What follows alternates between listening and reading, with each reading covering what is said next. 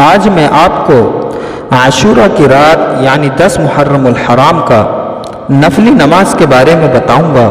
جو بھی مسلمان بہن یا بھائی شب عاشورہ کو یہ نماز پڑھے گا انشاءاللہ عز و جل ان نوافل کی برکت سے گناہوں سے پاک ہوگا اور بہشت میں بے انتہا نعمتیں اس کو ملیں گی۔ ساتھ ہی ساتھ ان نوافل کی برکت سے اس کی حاجات بھی پوری ہوں گی اور اللہ پاک اس کی دعاؤں کو بھی قبول فرمائے گا۔ اللہ پاک نے اس کائنات میں پائی جانے والی ہر چیز میں درجات رکھے ہیں۔ بعض کو بعض پہ فضیلت دی ہے، بعض دن اور بعض راتوں کو سال کے بعد کسی دن کو فضیلت ہے، کبھی کسی رات کو کسی پہ فضیلت ہے۔ جیسے ماہ رمضان کو سارے مہینے پہ فضیلت حاصل ہے اور لیلۃ القدر کو سال کی تمام راتوں پر فضیلت ہے، اسی طرح یوم عرفہ 9 ذی الحجہ اور یوم عاشورہ یعنی 10 محرم الحرام باقی دنوں کے مقابلے میں، سال کے باقی دنوں کے مقابلے میں عظیم ترین دن کہلاتے ہیں۔ حدیث و روایات میں عاشورہ کے جو فضائل آئے ہیں ان میں سے چند میں آپ کو بتاتا ہوں۔ جس نے عاشورہ کا روزہ رکھا گویا اس نے سارا زمانہ روزہ رکھا، کہ یہ انبیاء کرام علیہ السلام کا روزہ ہے۔ اور اسی طرح جس نے عاشورہ کی رات شب بیداری کی، جاگ کر رات گزاری، اللہ پاک کی عبادت کی، تو اللہ رب العزت اس کو ساتوں آسمان کے برابر ثواب عطا فرماتا ہے۔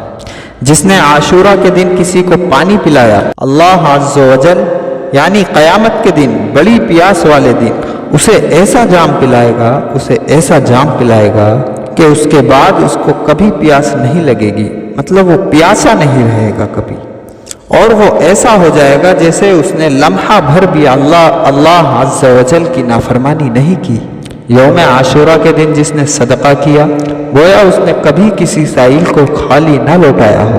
اور مزید اس دن کی فضیلت کے بارے میں آتا ہے، یوم عاشورہ کے دن جس نے کسی یتیم کے سر پہ ہاتھ رکھا یا اس سے حسن سلوک کیا گویا وہ تمام اولاد آدم کی یتیموں کے ساتھ حسن سلوک سے پیش آیا۔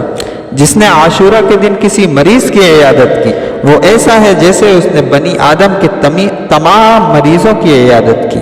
اللہ پاک ہم سب کو اسلامی سال پہلے اور حرمت والے مہینے میں اس برکت والے دن کو ہمیشہ روزہ رکھ کر خوبصورت بھرپور طریقے سے گزارنے کی توفیق عطا فرمائے۔ اگر آپ 10 محرم الحرام کا روزہ رکھنا چاہیں تو بہتر یہ ہے کہ آپ 9 اور 10 محرم کا روزہ رکھیں یا پھر 10 اور 11 محرم کا روزہ رکھیں۔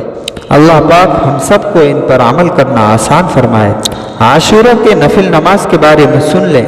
عاشورہ کی رات یعنی 10 محرم الحرام کی رات ان نوافل کو ادا کرنا ہے۔ ان نوافل کا طریقہ یہ ہے کہ آپ جب عشاء کی نماز سے فارغ ہوں تو رات میں جب بھی آپ ان نوافل کو پڑھنا چاہیں پوری رات کسی بھی وقت یہ نوافل پڑھی جا سکتی ہے۔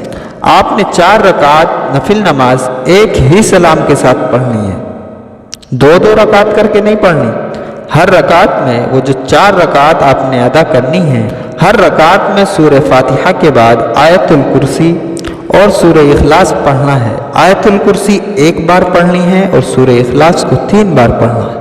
میں دوبارہ عرض کرتا ہوں، 4 رکعت نفل نماز کی آپ نے ایک ساتھ نیت کرنی ہے۔ ہر رکعت میں سورہ فاتحہ کے بعد 1 بار آیت الکرسی اور 3 بار سورہ اخلاص یعنی قل هو اللہ شریف پڑھنی۔ اس کے بعد اللہ پاک سے دعا مانگیے، اپنے گناہوں کی معافی مانگیے، اپنے حاجات کے پورا ہونے کے لیے دعا کیجیے، اپنی پریشانیوں سے، اپنے دکھوں سے، اپنی تکلیفوں سے نجات کے لیے دعا کیجیے۔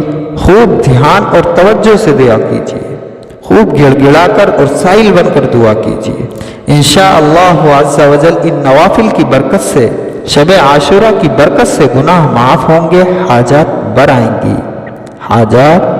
آئیں گی اور بہشت میں بے انتہا نعمتیں ملیں گی۔ اللہ پاک اس رات ہر دعا کو ضرور قبول فرماتا ہے۔